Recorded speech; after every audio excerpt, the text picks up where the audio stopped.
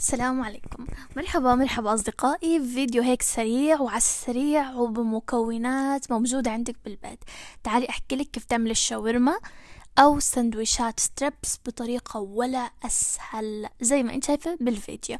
أول شغلة رح نحتاج قطع ستريبس وجبنة أو أصابع بونو. رح أحتاج زيتون شرائح، فلفل هالبينو، جبنة موزاريلا، شرائح طماطم. طبعا مش لازم كل المكونات تستخدميها، مش لازم. رح نجيب الخبز الاشراك او خبز الشاورما، ورح نحط كاتشب في الاول زي ما انتو شايفين، وبعدين رح ابدأ اخد الستريبس اللي انا قليته. طبعا ممكن الستريبس انتو تعملوه بالبيت، صدور الدجاج وتقطعوها وتتبلوها. طبعا انا هون حطيت كاتشب، حطيت الستريبس زي ما انتو شايفين، حطيت كمان قطعة من تحت.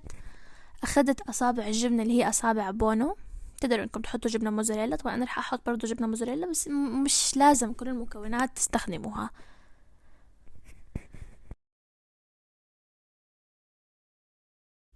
هون حطيت شرائح الطماطم او البندورة،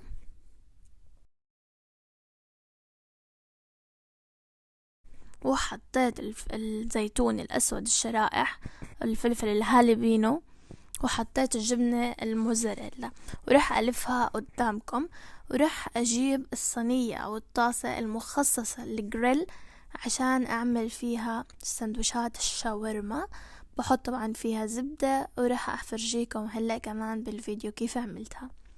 هلأ طلعوا كيف مرحلة اللف بتكون بطريقة كتير سهلة. بلفها من النص، وبجيب الطرف اللي من تحت بلفه لجوا عشان الأكل ما يوقع أو ما يطلع لبرا. ببدأ اني الفها، وبس. كتير كتير سهلة وبسيطة الصراحة. هاي الصينية اللي قلتلكم عليها، قطعة الزبدة،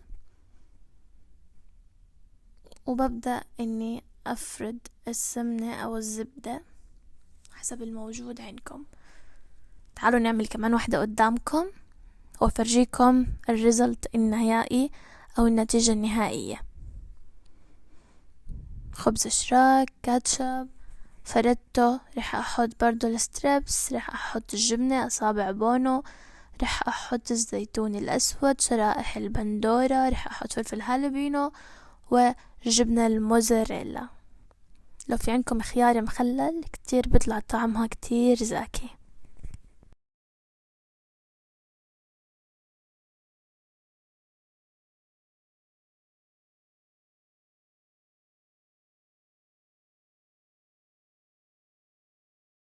رح ابدأ هلا الف السندويشة واحطها جنب التانية وارفعها على الغاز.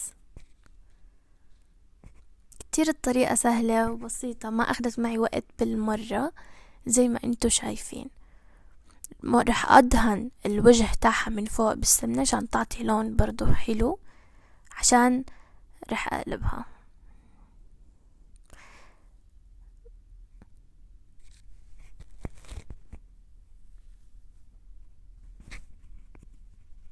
رح اجيب اي نوع شيبس موجود عندي. حبيت اكل هيك جنبها شيبس رقائق الصراحة، كتير كان طعمه زاكي. هون بعد ما استوت طلع كيف شكلها ولونها وريحتها، كتير كتير كتير طعمها زاكي. أصدقائي، إذا عجبكم الفيديو ما تنسوا إنكم تعملوا لي لايك وشير سبسكرايب، واكتبوا لي آرائكم تعليقاتكم في الكومنتات. إذا عجبتكم الوصفة، كتير بحبكم. شكرا كتير لدعمكم، لمشاركتكم، إنكم بتشوفوا فيديوهاتي. شكرا كتير لكم، والسلام عليكم ورحمة الله وبركاته.